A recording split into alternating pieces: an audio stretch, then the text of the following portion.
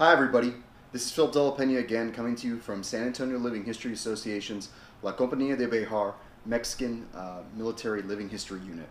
I'm here today to do a presentation for you guys. I know the last one we did was on Mexican coatees, some of the differences between the different types of coatees, what we use as the standard model 1833 coatee.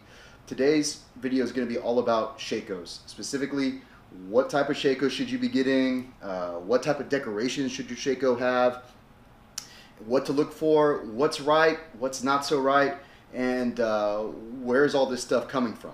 Okay, before we get to what we use here in La Compañía de Bejar, what we're using in the San Antonio Living History Association, I'm going to give you guys kind of a little bit of background on where reenactors in Texas Revolution reenacting have traditionally gotten their Shakos, where they're coming from, why they're using the Shakos they are. To really understand the history of this stuff, you've got to go back close to 60 years. You've got to go back to the John Wayne Alamo movie. When the John Wayne Alamo movie was made in 1959, there was a need to costume what John Wayne envisioned for his production, a large Mexican army that would look imposing on camera. Wayne's costume designers used mostly Lenati prints from the 1820s as the basis for their costuming. They came up with a lot of fanciful designs based on the Lenati artwork. One of the things that they came up with was a Mexican Shako. The most readily available devices to put on the Shako, decorations, were items that were already in surplus coming out of Mexico, specifically diamond-shaped little Shako plates that are actually Porfirio Diaz era Shako plates. I know there's been a lot of debate online in other places about whether or not these are 1820s Shako plates. I need to stress this up front. There is zero documentation, zero evidence, zero archaeological evidence that any of those little screwback diamond little devices were ever used in the Texas Revolution. Everything about them is quintessential Porfirio Diaz era eagles. They're real droopy wing, they're real compact, they're very centered, very evenly spaced on the spacing of the feathers. That's a hallmark of a Porfirio Diaz era national eagle. And when you really study what was being used as national devices in the 1820s, or national eagles in the 1820s, especially under Emperor Iturbide, you don't see those, okay? You see eagles with crowns, eagles with spread wings. In fact, as I understand it, I'm going to be showing later on in another video an example of an Iturbide era Shako based on some other documentation, archaeological evidence that's been found. And the plates that you see on the Lenati print are not those tiny little diamonds. They are the very large, they mimic very much the French First Empire diamonds. Anyone who claims that, oh, based on the brass, patterning, that is not evidence at all of a period Mexican insignia or device. It's just not. Those eagles are clearly from a Diaz era, and they're also what was available to the costuming departments that John Wayne's people at Republic were looking for when they were trying to come up with Mexican uniforms. The big thing about the John Wayne Shakos was that they made so many of them. Sometimes they're even attempted to be passed off as originals. They're not. The hallmarks of Shakos and designs, the John Wayne Shakos are still out there. Their value is whatever you're willing to pay for them, quite frankly. They really don't have any type of real historical value. They're not even super rare. Those movie prop Shakos, the movie prop Shakos were used heavily by early Texas Revolution reenactors. When you look at pictures from 1980s reenactments, 1970s reenactments, you see a lot of reenactors using those. You see a lot of them making it into the sesquicentennial events in 1986. Because it was all people had. There was no one reproducing a specific Mexican Shako with documented parts, with documented Shako plates. Instead, what you end up with is a lot of people using movie props. A lot of those movie props lasted 15, 20 years, even as late as 2000. At a San Jacinto event only a couple years ago, I saw someone wearing an old John Wayne Shako with one of those little tiny diamond plates in the center of the Shako still. They're still out there. You still see them. But those are movie props. Those are not based on an artifact in any way. When the IMAX Price of Freedom movie was filmed in the 80s, there was a push to make it the most accurate Alamo movie of its day. The late Kevin Young worked extensively to have Mexican uniforms that were more accurate than John Wayne produced. What you ended up with were a lot of the IMAX, what we call the IMAX coats. These, as I understand, were made in some cases on set. And they were very cheaply produced, very thin flannel wool coats. But the other thing that you had produced in mass were these guys. This is an IMAX Shako. It is made of wool felt because many of these Shakos they made on set at IMAX. I've talked to some of the people who worked the film in production, and they told me that, yeah, they would take these, and in some cases I've seen some that were actually made out of KFC buckets to create that bell crown shape. They would cut them and they would glue the top on. This is a leather top. It's not sewn on, it's glued. They'd glue a band at the bottom. This is glued. And then you have a real quick stitch to attach, very cheaply done, very quickly done, a bill and then a sweatband liner. These don't really come in a lot of sizes. They don't really hold up well. These are still floating around out there at reenactments. At the time, this was a more accurate option than John Wayne Shakos, because John Wayne Shakos don't have the correct shape for an 1830s bell crown Shako. There's a lot of confusion. A lot of people I know use First Empire Shakos. Those are actually even a little bit different too, especially the ones coming out of Pakistan. The IMAX Shakos were, again, a movie prop. It wasn't designed for a hard-term reenacting.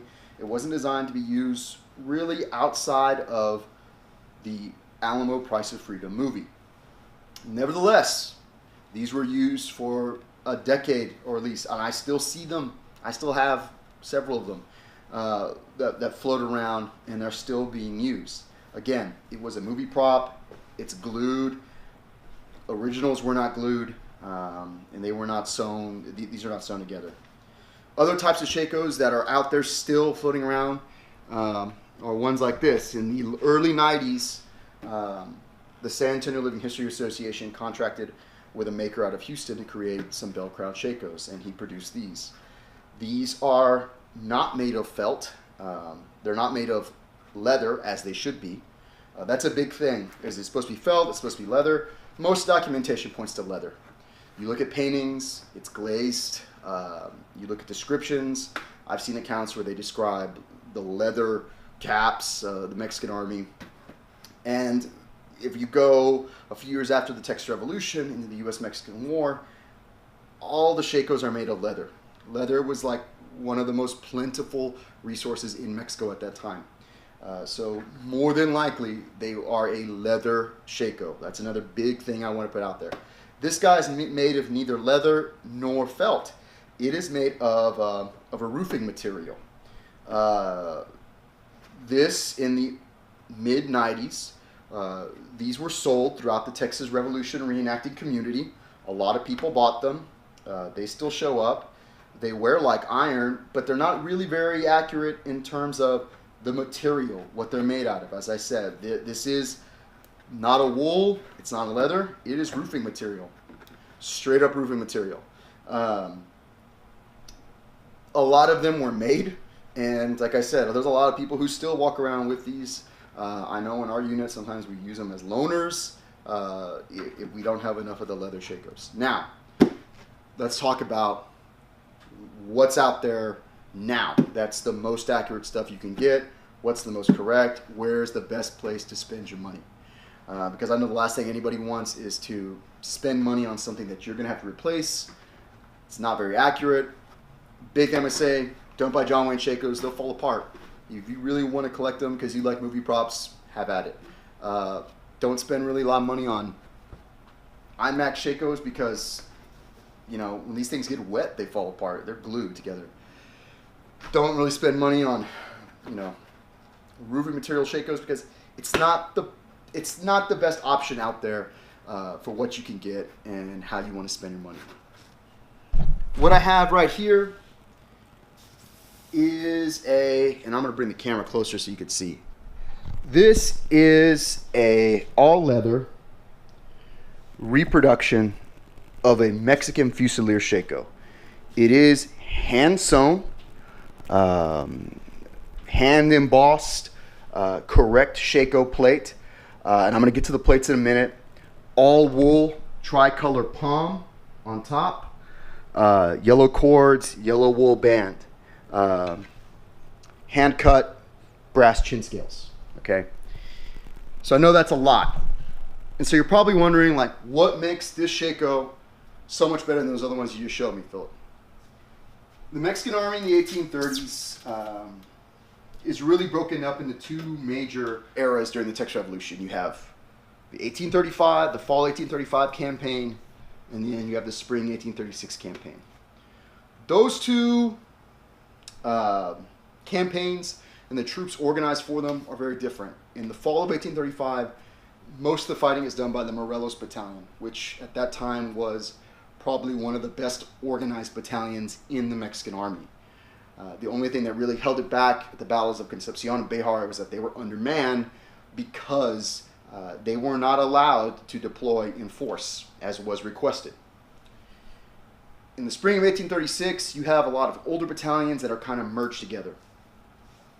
The thing, though, that kind of keeps these different types of organized battalions aligned as for us as reenactors when we're trying to build one of these impressions is that the organization for a battalion was pretty straightforward. 6 of the 8 battalions were to be Fusilier line infantry battalions. 1 was to be Cazadores, 1 was to be Grenadiers. This Shako is a representation of what a Fusilier would have been wearing, the most common soldier in the Mexican Army. I once heard somebody say, oh, well, those guys are cannon fodder. That's not that. First of all, that's a very demeaning term. Second of all, it just goes to show a real lack of understanding behind most of the Mexican Army. Most of the Mexican Army are line infantry soldiers. Okay, these are the guys that are doing most of the fighting. The decorations on one of these guys is very much like the British Army and their Fusilier companies. When I was doing the research, I found there seemed to be actually more similarities between the British Army than the French Army. We always tend to think the Mexican Army, oh, they're Napoleonic. They're not a Napoleonic army. And they're not the French Army. They're not La Grande Armée, okay? Not at all. Their uniforms are French inspired, but they share a lot of similarities with British organization, British designs of that period. And it goes even like on their Shako decorations. The gold colored band is actually coming to us off of a lot of different period paintings. We're not quite sure yet what that band designated. We see it though on Grenadiers, we see it on Cazadores, we see it on Fusiliers. So we know it was on all varieties of troops. Joseph Hefter sometimes drew, in one print, he drew a Cazador with a green band. But in a period painting, the Battle of Tampico, there's a Cazador drawn with a gold band. So more than likely, gold color bands are what you want to go with. Yellow cords designating Fusilier troops, and then the tricolor palm. This is actually a carryover. It's styled very much like the British. The British did something very similar with the organization of their Fusilier companies. Theirs was red on white. From what we understand based on research, the Mexican Army is red, white, and green. That goes for your decorations, okay? Now, real quick before I leave the palms, on the palms, there are a lot of makers of tricolor palms. One is Core Sutler. Their palms are pretty shapeless. They don't really look like originals that have been found. They don't really look like what you see in paintings. This is a all wool, and I have one right here. This is an all wool tricolor palm. Okay, it has a very distinct shape, feel, color. Okay, this one here is made by Jim Keller. Jim Keller makes probably the best tricolor palms. If you're gonna buy a tricolor palm, buy a Jim Keller tricolor palm. You will not be disappointed. Okay, he makes top quality work, very affordable prices. This is what you want to go with.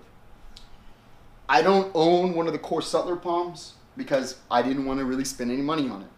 I do own some of these out of Pakistan palms. These are also floating around.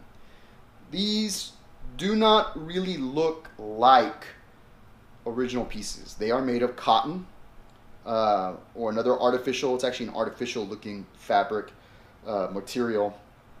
The little brass kind of, I don't want to call it a bell, but the little brass part here at the bottom. These just have like a little, I'm going to kind of zoom in there. It's just a little, I mean, this is the Pakistan, this is the Jim Keller. I mean, that's a huge difference, okay? They're not quite the right size either. The Pakistan ones are significantly larger. Some people sell these, these are okay. They're better than the Core Sutler ones. If you're paying more than $15 for them, I just wouldn't. They don't hold up that great. Again, this guy's been taken out in the rain. You can't even tell. I've seen these discolor real quick or bleed onto the white portion. So again, it's not really something, if you're going to spend your money, if you want to spend your money on a quality product, go with the Jim Keller wool palms. Good stuff. All right, let's talk Shako plates, because that's something I get a lot of questions about. I have a lot of questions emailed to the website. By the way, if you have any questions after this video, please feel free to send me a private message, leave a message on the website. I'll be happy to answer it. This issue, Shako plates, is a huge one because I know there's a lot of people that invest a lot of different money in these things. The deal with Shako plates is this. About 8 years ago, I'm estimating, Core Sutler, again, out of Australia, started the production of Mexican Shako plates. These guys.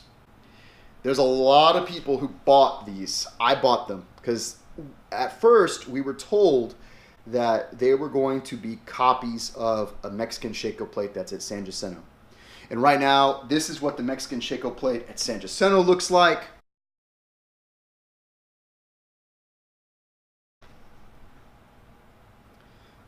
And then this is what we received. This is not based on any original dug artifact from the Texas Revolution. Not one.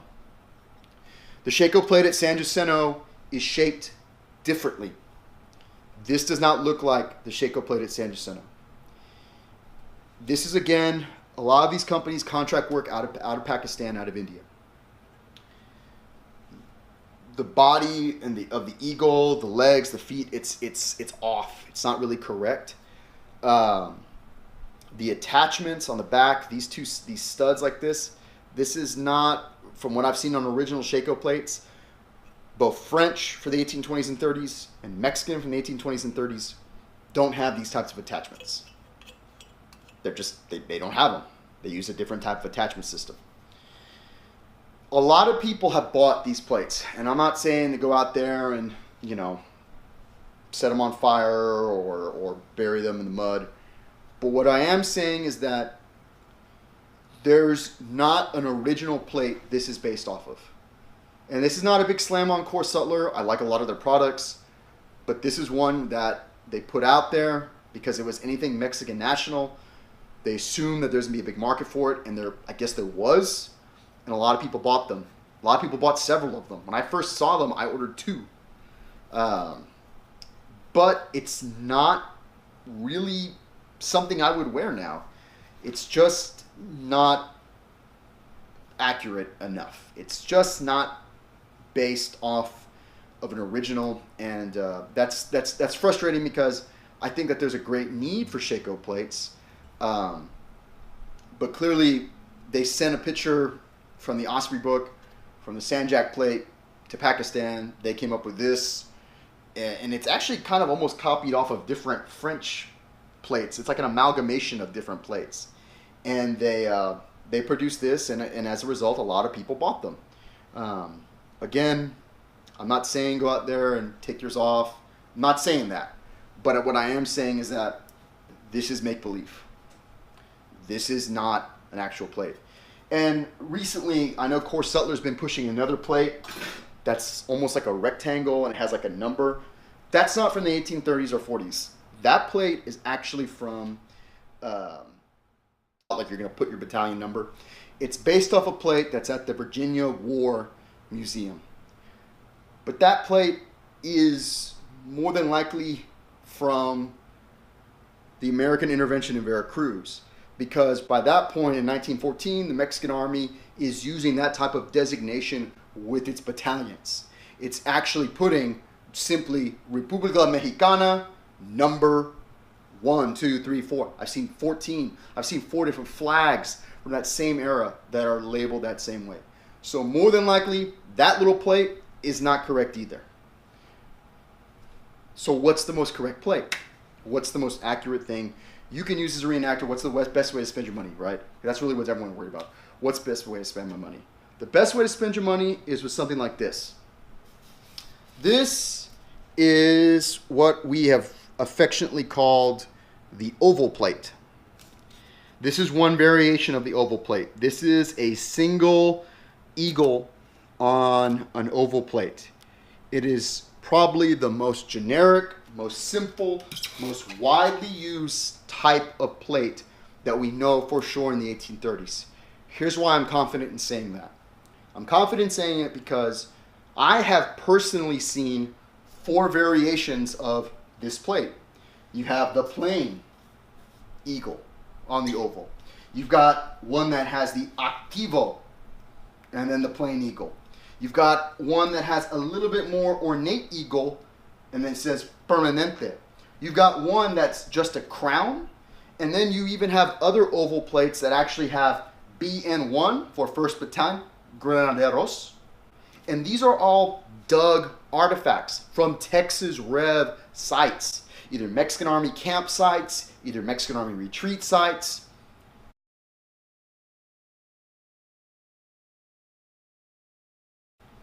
This plate, the oval, in any of those forms, more than likely, if you're going to get one, go with an oval that's either a permanente, if you're going to be one of the permanent battalions, or activo, if you want to portray one of the activo battalions. But the oval itself, the reason why I like the plain with nothing is because this would have been used by anyone, okay? The reason why that's the best thing to go with is that there's no question on whether or not it's correct. We found the originals. There's no question if this would have been worn. We know that these types of plates have not only been found at Texas Rev sites, they've been dug out of Mexican War battle sites as well. This is the most versatile plate someone can use. This is the one to go with, okay? Big thing I got to stress, all right? Now, makers of this plate, for the IMAX movie, the late Kevin Young, early, what I consider a pioneer really in this real serious study of the Mexican Army, had several of these plates cast in lead and spray painted gold. I'm not sure why they were spray painted gold, but why they were cast in lead. Nevertheless, they are still floating around. Right now, there is one maker who hand embosses these and creates these plates for very affordable prices. In fact, this was made by Hector Aguilar, and actually the Shako was made by Hector Aguilar too. In fact, the plates that he makes are actually less expensive, more correct than probably what you're going to get from Core Sutler. So please keep that in mind. So that's a little bit on the basic decorations. That's a little bit on the plates, the colors. Now let's talk about other types of plates, other variations on a theme that we see with 1830s Mexican Shakos.